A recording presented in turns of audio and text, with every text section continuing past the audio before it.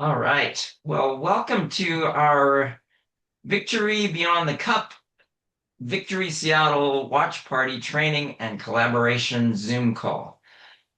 So, the purpose of our call today is to help churches and groups who are planning to host watch parties um, to work together and to help execute their watch parties with excellence and intentionality to build friendships and an opportunity to share the gospel. So I'm so glad that our friends have joined us today. And I just wanted to start by introducing myself. My name is Garrick Pang, and I am the city mobilizer for Victory Seattle. And so I'm our full-time person on our ministry team. We've got a team of 8 individuals who are all a part of different ministries. And the Lord opened up this window of opportunity for me in my life to be able to do this. And it's kind of a coming of full circle for me because I was involved in full-time sports ministry right out of college. And I ended up uh, on the mission field and using soccer as a platform for sharing the gospel. And so now here I am, 35 or so years later, coming right back into where I started. And I have never been more excited Hmm. for such an opportunity like this. And so, as you know, the World Cup is the biggest sporting event um, known to the world. Um, the Super Bowl has millions of people watching. The World Cup has billions of people watching. This World Cup is going to be the most watched sporting event in history. Uh, the World Cup final will probably have about 50 times the number of people who watch the Super Bowl. So that's just to help give some perspective. And so I just wanted to give that perspective because this is an opportunity for us to reach the world. And we know that the world is coming to North America for the World Cup because the World Cup is going to be held uh, in Canada, the United States, and Mexico. There's 2 cities in Canada. There's 3 cities in Mexico, and there's 11 cities in the US, of which Seattle, where I'm based, is one of them. And the beautiful thing about what we're going to talk about tonight in terms of watch parties is that it doesn't matter where you are in the world. You can host a watch party.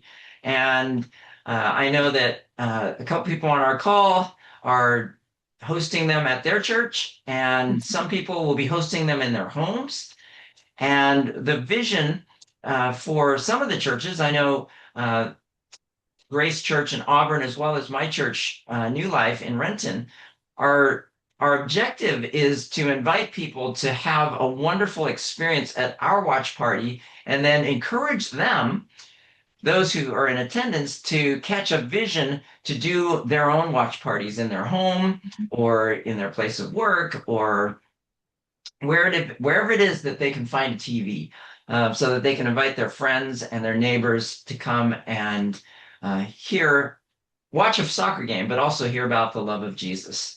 And so tonight's call is going to be to go over some of the information and some of the the ways that you can make your watch party more engaging and more successful for those uh, who will be in attendance. I just realized that I need to pull up my participant screen just in case people join the call so that I can let them into the waiting room. So I know we have a few more folks joining. So um, so the first thing I'm going to talk about is the fact that there are some rules that govern the watch party. FIFA, the international governing body of soccer, who are the people who are the controlling interest, for lack of a better way to say it, Mhm. behind the whole World Cup. They have some really specific guidelines. And depending on the size of your group and the location, there may be some licensing that's needed. Now, most smaller non-commercial, and when I say smaller, that would be $1,000, 1,000 people or less. Um, that those are not going to they're going to be different from the large public events that require you to get a license. Mhm. So the host city watch party guidelines says licenses are required if you have more than 1,000 people, and um, and so that's the good news is that most of us aren't going to have to worry about that. If it happens to go over that amount, then, or if you're planning for it to be more than that, then we probably should have another conversation offline. But one of the things that and what I'll do is after this call, I will share with you an email that will include some of these guidelines so that and some links to the guidelines just so that you can be aware. But one of the things that they really wanted to stress through FIFA is what the guidelines are for advertising. Um, FIFA is very strict in terms of their copyright and the things that they want to say or not to say in terms of if you are producing flyers or if you're making publicity for the watch party. Um, they don't want you to use the name FIFA, FIFA, or to use even the name World Cup. But rather than that, we use neutral language like soccer watch party or summer soccer watch party or USA match watch party or community soccer night. So, excuse me. So I just think it's important to be aware of that. Again, there is a web link that I will send you that has some of the guidelines behind that, just to make sure that you're not in violation of any of FIFA's guidelines, because they have pretty broad-reaching power, and they can levy pretty heavy fines, and they could actually shut down your watch party. So. Wow. Um, but I don't think that most people are going to have to worry about that just in terms of the scope and I think when people understand what the advertising guidelines are, then they tend not to have issues.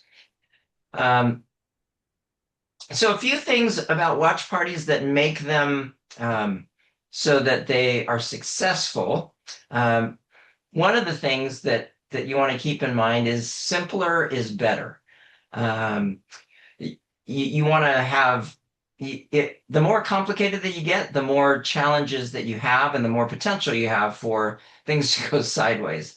And so I think the key is really to keep things simple. Uh, One of the key elements, especially for the USA match on the 12th, which a lot of people are hosting watch parties for, that you'll want to provide some food. I believe at Grace they're going to be doing hot dogs and hamburgers. Our church is going to go simpler. We're just going to do pizza because with hot dogs and hamburgers, remember you have to get buns and you have to get condiments and all those fun things. Whereas if you get pizza, you just open the lid to the box, and so make sure you have a few plates there, and then soft drinks and water. Um, and so food is always something that attracts people. Then you also want to think about your room setup. Uh, you want to have a good sized screen so that people can view the match from wherever they are in the room. And then something that often people don't think about is that you want to just make sure that there's sufficient sound as well, because part of the whole experience of a watch party is not just to see the game, but to be able to feel the environment. And so to have the sounds of the crowd and the announcers, broadcasting the game and it just adds to the excitement. They actually have psychological studies that have been done in terms of how people respond based on the sound in a room. And if you ever notice, you probably don't hang out in bars, but if you go to a bar, the sound level is just slightly above regular talking level. Because if you have to raise your voice a little bit, then it helps you to be more outgoing. And so it's just an interesting kind of psychological concept. And I remember hearing this like decades ago. My father actually told me about that. That's kind of the rationale behind the volume in the room. But but when you have this watch party, so I mentioned the TV and the sound, that's really important. It might be a good idea to leave. I mean, you can set things up in rows, but it seems to be a little bit less relaxed of a feeling if you have like just a bunch of straight rows. And so if you can kind of mix things up depending on the size of your room and what you have available, you probably will want to have a welcome desk where people can get name tags. Name tags are important. It's good to be able to refer to people by their names, especially if you have a memory like mine, which I always tell people I have a very good memory. It's just short. Whereas one of my friends encouraged me, he said, well, your memory's good. It's just the recall that you have issues with. And so name tags are a good thing to have. And have your hosts and people who are involved have everybody wearing name tags just so that everyone feels welcomed in that. Have good signage, and then you want to also consider your host team. So who it is that is going to be there to welcome people. You'll want to have your leader of your team. You want to have a tech person. You want to have a food person, and then it's good to have greeters and people who are very sociable and relatable to help engage people and have conversations.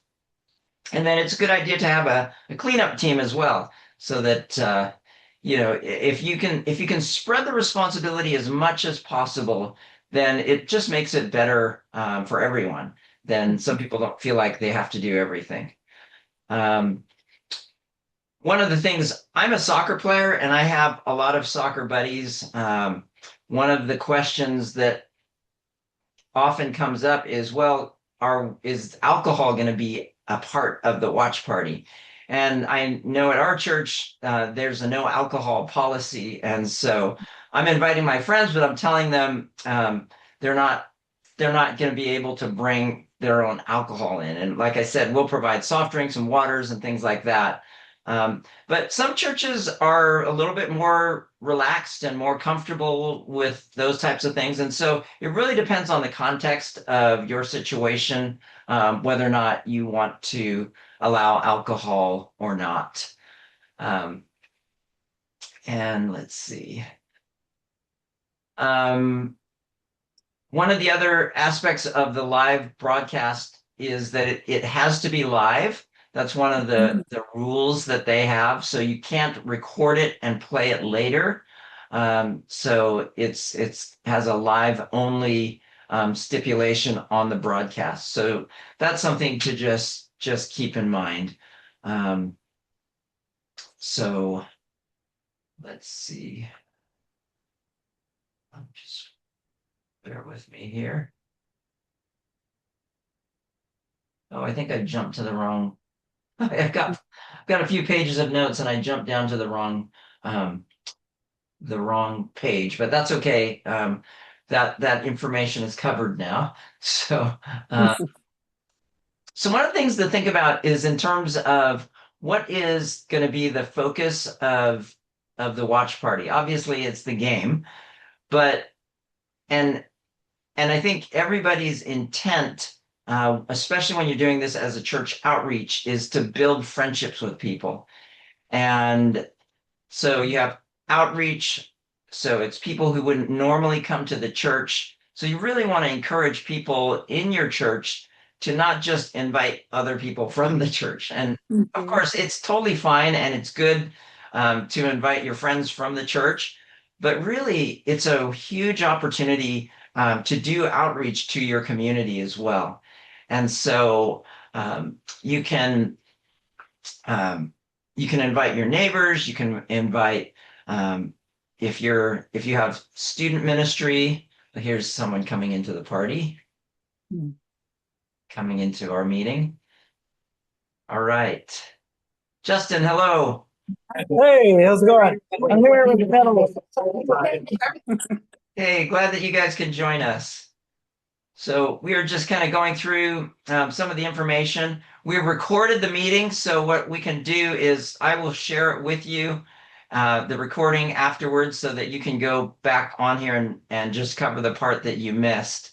Um, Okay, sounds good. Yeah, because we're here at the Cedars guest house, and it's really loud. We had like 40 people that showed up tonight, so yeah, I stepped oh, that's outside here. wonderful. But we're still kind of like here. I just wanted to like pop in, but if you guys recorded it and can send it to Natalie and I, that would be great. Well, I think that's wonderful. And your group right there is a perfect example of of a watch party audience, right? Because Yeah. you had 40 people there tonight and you encourage everybody to bring someone and then you could have 100 or so people at the watch party. And so what why don't we go ahead and let you go if you need to, and then we can circle back with you. I'll show the recording and then I'll just walk through this with you later, okay? Okay, sounds great. All All right. right. Have a great Thank, night. Yep. God bless. thanks for jumping in. Okay. All right. See you. Yeah, they're a great group. So they're out at the Cedars. They're part of the International Fellowship Foundation, Okay. and yeah, they've got a great group out there. Um, so we were talking about the focus of the evening in terms of or the afternoon, whenever your match happens to be. Um, but you want it to be outreach so that you can be inviting new friends to come. And then the goal really is to build friendships and build relationships. And I was talking to Pastor Jesse about this and just how important it is to share the gospel. Um, you have to you want to be sensitive to the leading of the Holy Spirit in terms of those personal conversations that you have with people. But why not give people an opportunity to respond to the gospel, even if, especially if they haven't heard it before? And so, um, different churches will have different philosophies in terms of what they want to focus on. But I think one of the keys is that you make people feel welcome, you make them feel relaxed and just glad that you're glad that they're there, and hopefully you'll build friendships so that you can invite people to come back again. But the opportunity to share the gospel, I think Pastor Jesse at halftime is going to share his story. I'm going to do the same at our watch party. And so I think it's just a really good opportunity for us to connect and to share. Um, and it's at a church, and so people are expecting that you may be sharing about faith and faith matters as well. So um, so that pretty much covers um, what your focus is going to be. And then jumping back over to the page that I was talking about before, in terms of your practical side of hosting the event, I had briefly talked about alcohol, and so yeah, you just want to be aware of that, and you don't obviously want people getting drunk at your church. But but some of the other pieces that I think can often slip through the cracks if we don't think about it is your follow-up plan. So what do you plan to do after? And so, as I mentioned earlier, some people are, so we've bought physical kits, some of the physical watch party kits. And I know that Grace has, they've ordered like 100. We've ordered like 10, because our watch party is going to be probably considerably smaller. But then we're going to encourage people to do their own watch parties.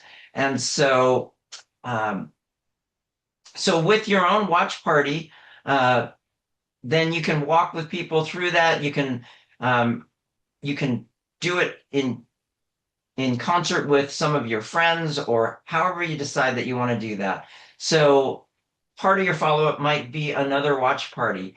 It probably depends in large part to who and where the people are from, because a lot of people like watching their country's team playing.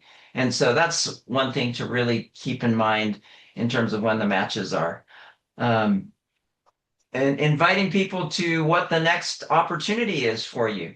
And it might be, as we talked about earlier, it could be an alpha gathering, or it could be inviting people back for a meal. Or if you have small groups, or our church has something called the Next Step Lunch, where people can come and just find out what the church is like. Or if you're going to invite them to an actual Sunday service, or if you're going to have another watch party match at your place. Um, and then there's an opportunity to pray for people. That's an important part of follow up. And then one of the other ideas is that you might want to invite people to go down to the stadium to do some like a fun, treat it like a 1 day mission trip, where you can go down and you can share about faith. And obviously, it depends on where the people are at their faith, whether or not they'd be comfortable doing something like that. But there's going to be all kinds of opportunities in and around the stadium to share about faith, and really from people's level of desired engagement. If they really are more on the side of being um, more bashful or less outgoing, there's opportunities for you just to be at one of the prayer hubs and just pray. And one of the things that we'll be doing is that there'll be an app where people can log into the app, and we'll get real-time prayer updates from people who are out maybe sharing their faith or talking to someone. So that's really a cool feature that we'll have. So people really don't want to go out and engage with people, but really would love to be praying. There's going to be opportunities there. But from there, all the way on up to opportunities for evangelism and sharing their faith. And kind of everything in between. One of our groups is called Try Praying, and Try Praying has a soccer related booklet that just very simply helps you walk through the steps of what is it like to pray. Some people have never prayed before. And so this Try Praying booklet is going to be outstanding because it has testimonies of different professional soccer players and just talking about what they do. And so there's an opportunity for you, if you get a Try Praying book and then you can pass it out, then with that you can follow up with a person and help walk them through. The Try Praying book is it's 7 days long, so you can just keep up with people that way. One of the other things that you might do is to have a next step card or a QR code that you put up on the screen so that people can scan it, and then you can capture their information for follow-up if they're interested in going to an alpha course, or if they'd like prayer, or if they wanted to help host a future watch party, or whatever it is. You can engage people through that way. So having a QR code for sign up is a really good thing. And then, Beatrice, you were talking about being someone as a part of the prayer team, right?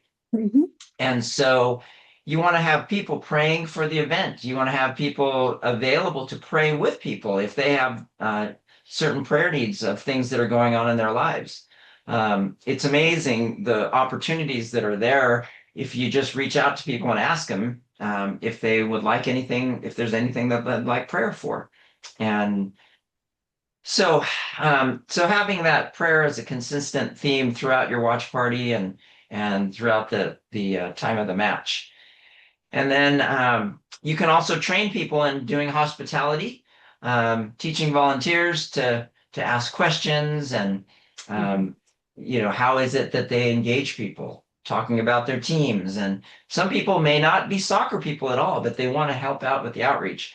And so um, you can talk to them about their personal life in terms of if they have kids or who's with them at the match. But there's different ways that you can train for hospitality. Um, One of the other things that we talked about on the call last time was cultural sensitivity, um, because with these watch parties, there comes a lot of national pride, right? Mhm. Because people are going to want their teams to win, and so uh, obviously we wouldn't want to put down someone's team, based on the game or the results or anything like that. So you'll really want to have a sensitivity um, to that, and obviously there's good fun and competition, especially if you get a match with two rivaling countries where there's a lot of people here. That will always make it interesting. I think for our church match and the one that you're doing at Grace is on the 12th, which is the USA Paraguay match. Okay. And I'm not anticipating a huge crowd from Paraguay at our Mhm. party, but you Right? just never know. Yeah. Um, so you had mentioned also, Beatrice, that you guys are going to be doing some kids crafts and things like that. I think that's an excellent idea for watch parties. Mhm. Um, and just being aware that there may be some families coming. Right. And then you definitely want to make sure that your technology is checked out in advance, because it doesn't make for a very good watch party if there's no game on Right. it. And so make sure that you check the internet level and the streaming and all that. Make sure that you have your HDMI cables and whatever it is that you need. Um, but but yeah, it's just those types of little things that you just want to make sure that you've thought it all through. So I think that covers the majority of the content that we had for the watch party. I don't know if you have any questions. Oh, let me just say there's a few final action steps that we want to make sure that we cover. Um, you need to, if you want to do a watch party, you have to decide where you're going to do it. Or if you're going to do it as a group, you're going to want to make sure that you pick the match, which you always want to make the match the most popular of teams as possible. Favorites this year are Germany and Spain. Those are the teams that are kind of favored to win. Maybe France as well. The US is actually ranked, I think, 12th or 16th or something like that, which isn't too shabby because there's 48 teams that are going to be playing in the World Cup this time. This is an increase from last time. Previous World Cups had 32, and Mm. so there's like that's 50% more. So it's going to increase the opportunities for people to connect with other countries. So you pick your match, confirm your venue, your screen, your food, assembling your host team, um, making sure that your promotional material matches the guidelines, and then have a prayer and follow-up plan. Sorry. Um, but really, our hope is that these watch parties become more than just a viewing event. We want them to become places where your neighbors and your friends feel welcome, that the friendships are built, and that people experience the love of Jesus in natural, fun, and meaningful ways. So, I want to thank you for joining the watch party today. We'll have some time for Q&A here, but but I really appreciate you joining us. And then if you have any other questions, I'll share with you my contact information. we'll be sure to add you to our mailing list. And we just sent out another newsletter today, so I can forward that along to you if you're not on the list already. So, all right. So I'm going to go ahead and end the recording here, and then we'll take some questions if we have any.